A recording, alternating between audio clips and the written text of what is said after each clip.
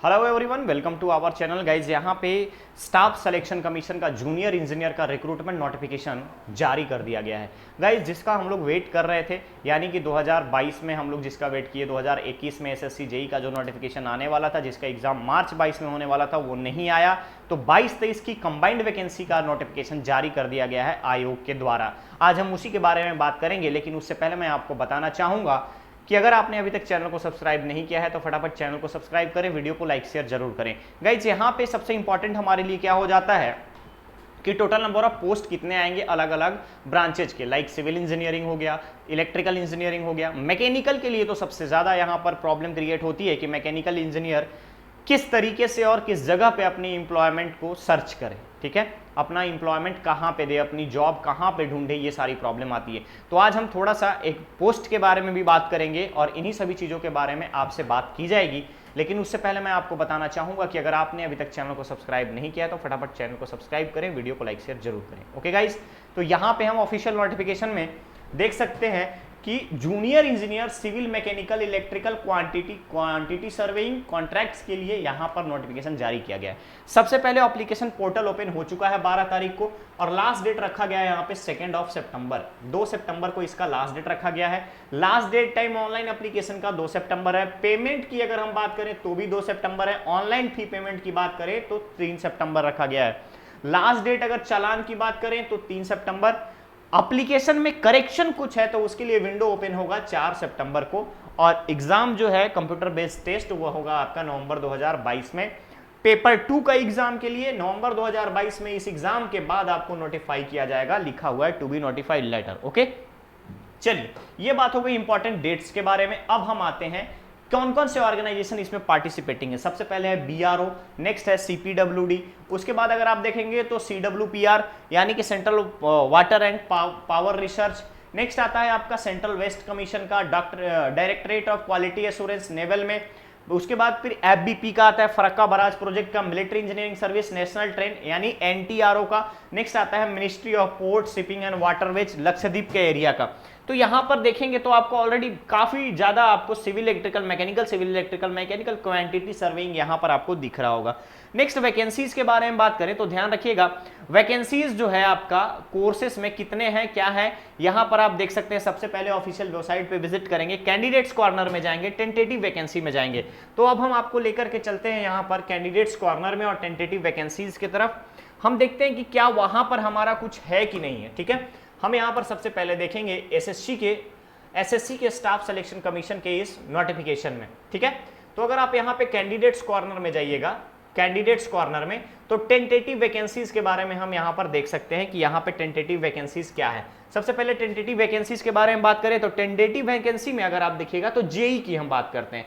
तो देखिए यहां पे जेई के रिगार्डिंग कोई भी अपडेट मेंशन नहीं किया गया है। आप देख सकते हो जेई के रिगार्डिंग, जेई के लिए यहां पर कोई भी अपडेट मेंशन नहीं किया गया है, यानी कि पोस्ट कितने होंगे अभी यहां पर रिवील नहीं किया गया है। गाइस ध्यान रखिएगा, यहां पे पोस्ट के बारे में रिवील नहीं किया गया है। क्लियर, चलिए वापस से चलते हैं हम अपने नोटिफिकेशन पे। मैं आपको थोड़ा सा एक बेसिक आइडिया दे दूंगा कि क्या पोस्ट का सिनारियो रहेगा, ठीक है। तो यहां पे टेंटेटिव वैकेंसी की अगर हम आपसे बात करें तो सिविल की अगर हम देखें तो सिविल का कम से कम 1200 से 1500 के आसपास पोस्ट रहेगा। ध्यान रखिएगा 1200 से 1500 के आसपास पोस्ट रहने के चांसेस हैं।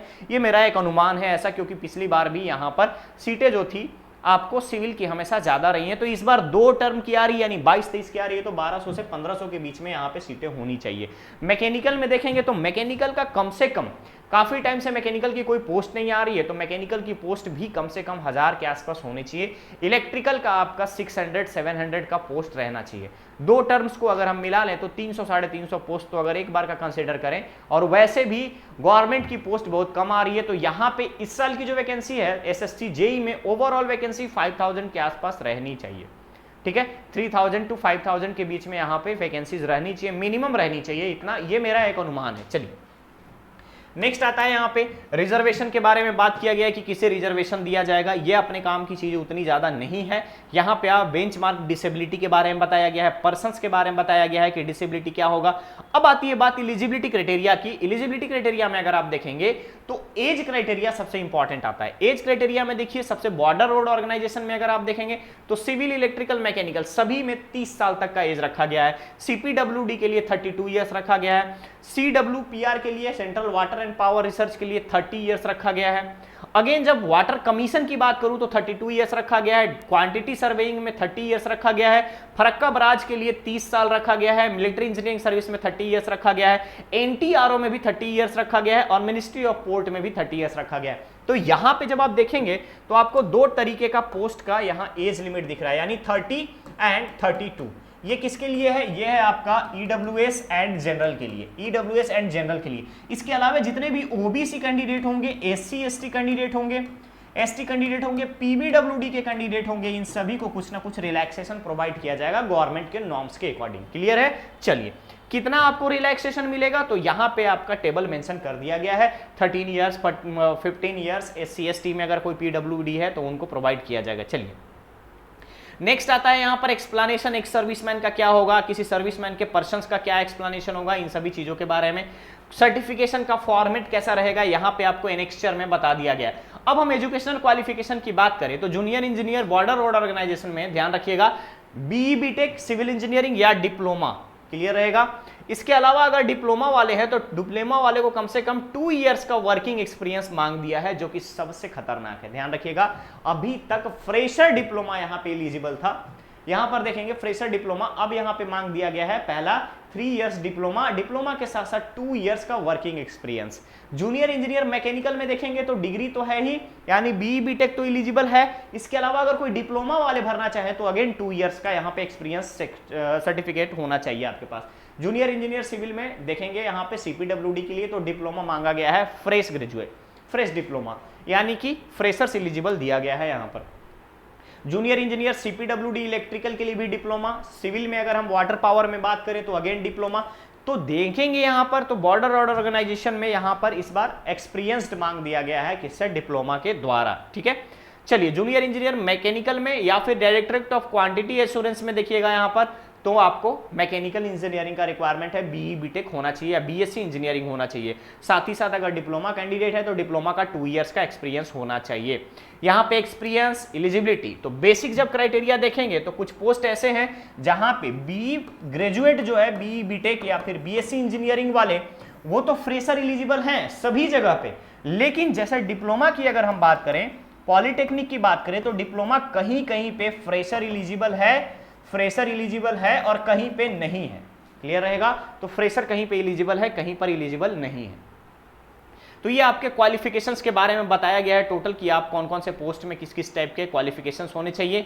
स्क्राइब का कंडीशन क्या होगा, कोई पीडब्ल्यूबीडी है तो वहां पे स्क्राइब कैसे होंगे, किस तरीके से उनको लिखने का रहेगा। नेक्स्ट आता है आपके पास एप्लीकेशन फी के बारे में, तो अप्लाई कैसे करेंगे, तो सबसे पहले ऑफिशियल वेबसाइट ssc.nic.in पे जाके अप्लाई कर सकते हैं।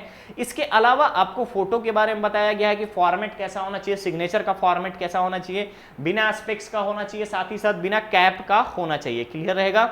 अब नेक्स्ट हमारे पास आता है फी के बारे में, तो फी का क्राइटेरिया जो है, फी जो है 100 रुपीज लगेगा। ध्यान रखिएगा, 100 रुपीज फी का यहां पर मेंशन किया गया है, 100 रुपए लगेंगे। क्लियर है? इसके अलावा कोई भी वीमेन कैंडिडेट है, एससी एसटी से बिलोंग करने वाला कैंडिडेट है, पीडब्ल्यूबीडी है, एक्स सर्विसमैन को कोई भी फी नहीं देना है, 0 रुपीज लगेगा। अप्लाई कैसे, पेमेंट का एप्लीकेशन कैसे करना है, तो पेमेंट आप भीम यूपीआई से, नेट बैंकिंग से, वीजा कार्ड से, मास्टर कार्ड से, मैस्ट्रो से, रुपए डेबिट कार्ड से, क्रेडिट कार्ड से, एसबीआई के चालान से, एसबीआई कलेक्ट से आप यहां पर अप्लाई कर सकते हो। वो भी आपका डेट मेंशन किया गया है 3 सितंबर तक। फिर आपको बताया गया है विंडो करेक्शंस के बारे में। तो हमारे लिए जो सबसे इंपॉर्टेंट है यहाँ पे देखना कि टोटल नंबर ऑफ पोस्ट कैसे होंगे। तो टेंटेटिव वैकेंसी के लिए आपको फर्दर हो सकता है कि एसएससी जो है अपना ऑर्गेनाइजेशन जो है, ऑर्गेनाइजेशन अपने वेबसाइट पर कैंडिडेट्स कॉर्नर में टेंटेटिव वैकेंसी के बारे में इंफॉर्मेशन दे, लेकिन मुझे जहां तक लगता है कि इंफॉर्मेशन शायद वो लोग बहुत ही जल्द पब्लिश करेंगे। साथ ही साथ जब हमारे पास वैकेंसीज की डिटेल आ जाती है तो एक थोड़ा सा मोटिवेशन मिलता है अभी पिछले कुछ दिनों से क्या हो रहा है कि काफी समय से कोई भी पोस्ट जब आती है तो उसके बारे में इंफॉर्मेशन नहीं रहता, हाइड कर दिया जाता है। तो 21 में भी अगर आप देखेंगे तो तरीके से अगर देखा जाए सिस्टमेटिकली तो 21 के नवंबर में वैकेंसीज डिटेल आनी चाहिए थी, दिसंबर में इसका एप्लीकेशन प्रोसेस स्टार्ट होना चाहिए था, लेकिन 21 में नहीं आया है। 22 में अगर हम बात करें तो 21-22 का कंबाइंड जिसका एग्जाम आपको यहाँ पे 22 में ही लिया जा रहा है, तो वैकेंसीज थोड़ी सी ज्यादा होनी चाहिए। ओके गाइज, तो ये है आपका एसएससी जेई का रिक्रूटमेंट नोटिफिकेशन के रिगार्डिंग अपडेट। बहुत ही जल्द मैं पोस्ट के रिगार्डिंग, ध्यान रखिएगा, टेंटेटिव पोस्ट के रिगार्डिंग बहुत सारी चीजें आपसे बात करने के लिए लेकर के आऊंगा। चैनल को सब्सक्राइब कीजिए, वीडियो को लाइक शेयर जरूर कीजिए, ताकि हम एक अच्छा वन स्टॉप डेस्टिनेशन इसको क्रिएट कर पाएं, जहां पे हम और आप सभी लोग एक दूसरे से खुलकर बात कर पाएं, हमारे प्रिपरेशन के रिगार्डिंग, जॉब के रिगार्डिंग और अपना अप्रोच के सब्जेक्ट अप्रोच के रिगार्डिंग, चाहे मैकेनिकल का हो या सिविल का हो। नॉर्मली मैकेनिकल की वैकेंसीज बहुत कम आ रही हैं, इलेक्ट्रिकल की वैकेंसीज कम आ रही हैं, जबकि सिविल में भी आप देखेंगे तो कुछ समय से ब्रेकआउट हो रहा है, वहां भी सिविल की थोड़ी सी वैकेंसी डाउन हुई है। लेकिन इसका मतलब ये नहीं है कि हमें हताश होकर के बैठ जाना है। जितनी भी पोस्ट आएंगी उसमें से हमको एक पोस्ट चाहिए और हमें उसी एक पोस्ट के लिए फाइट करना है। ओके गाइस, तो मिलते हैं बहुत ही जल्द नेक्स्ट अपडेट के साथ। Thank you so much.